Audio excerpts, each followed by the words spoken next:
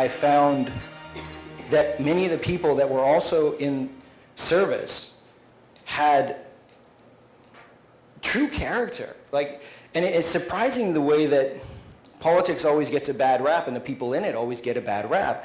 But there's this sense of service and caring about the system and making it better that requires a great deal of dedication and devotion that few people, I think, really understand.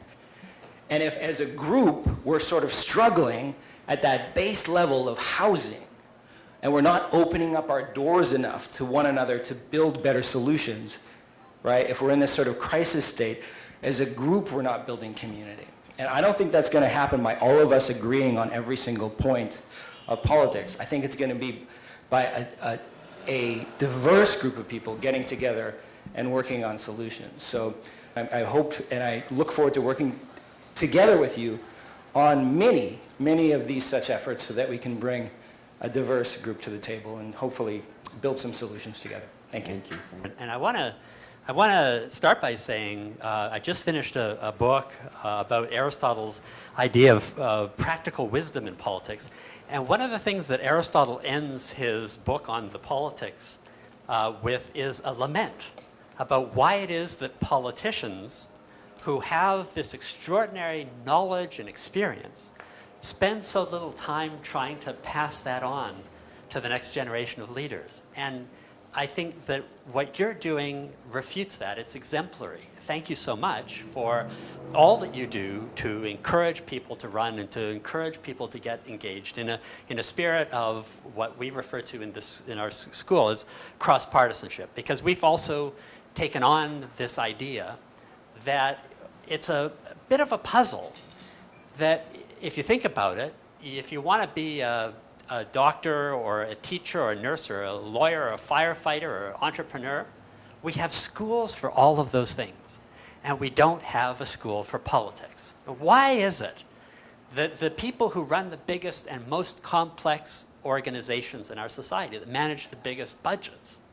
and that pass the regulations and the laws that influence all aspects of our lives, is an activity that's entirely dominated by amateurs?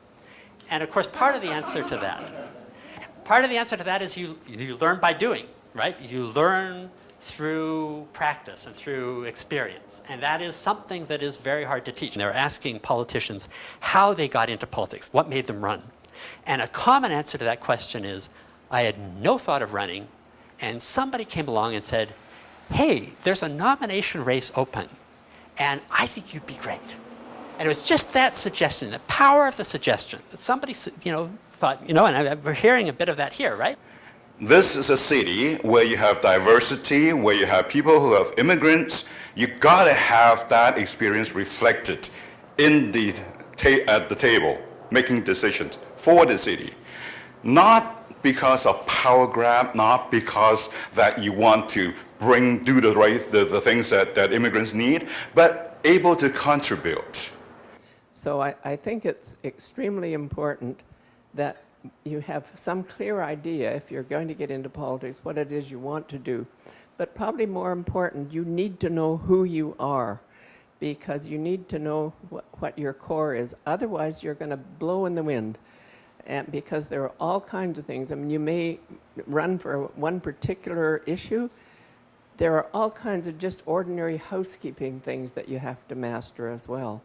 And you depend on really good staff. So to those of you who are planning to run or be in an influential role in our communities, always try and find something which leaves some room for someone else to feel better about the outcome. I've had the opportunity to live in other countries and other cities, and I always come back to Vancouver because of that, because of its ability to raise kids in a family-friendly urban environment. And I'm very in love with our way of life, and that led me to start a group called Abundant Housing Vancouver to lobby for more family-friendly, sort of high-density or higher-density housing in the city. Last fall, I also started Abundant Transit BC, to lobby for more transit options, or advocate for them rather, in this region. We have a really great thing going here. We just don't have enough people who can access it, and there are people that are, being driven out of the city every single day. I'm fortunate enough to have found a crack in the rental market, and I'm holding on through, the skin of my fingertips, basically, just to stay. But we shouldn't have that sort of situation. I think we have a 0.8% rental vacancy rate right now, and we can do a lot better in this city by building more purpose-built rental and opening up the huge swaths of land that we have available to us that have been largely walled off to anything but detached housing. So I think we have a real opportunity to build something for my kids' generation. Hopefully it can happen sooner than that, but these things happen on longer timelines, and that's what motivates me to get involved.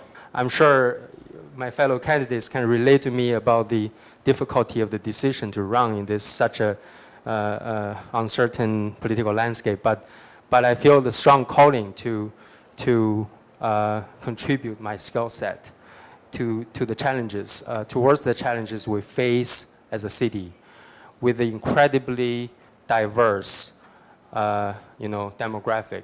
Our city have changed a lot in terms of demographic. We welcomed thousands and thousands of immigrants from mainland China in the last 5 to 10 years.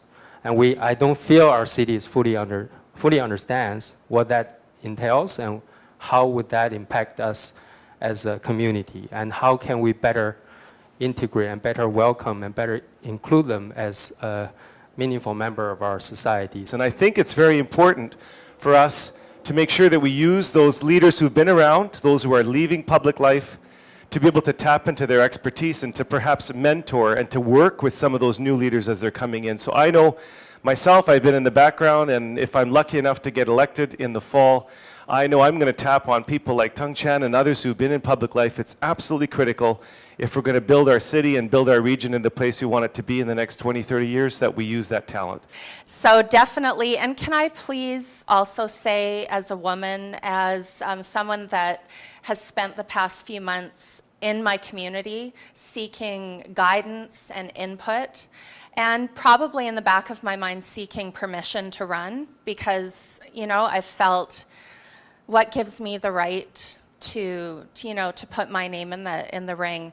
I would encourage you to encourage new candidates, and especially women. All I've heard is how ugly it is, and how scary, and how people will hurt my feelings. And I think we really need to focus less on that and focus on the integrity of the candidate. And that's sort of this Christmas, I thought, if I had the perfect job, what would it be? It would be helping people every day in any way that I could. And that's what invigorated my idea to once a month talk to a different MLA or MP or counselor and say, how did you get involved in this? Is this the right avenue for me? And that's where I am today. It's expensive to be poor. So in economics, this generally happens. If you're poor, you can only afford to buy a box of orange juice. And if you're wealthy, you can buy an entire jug. So the price per unit is more expensive if you're poor.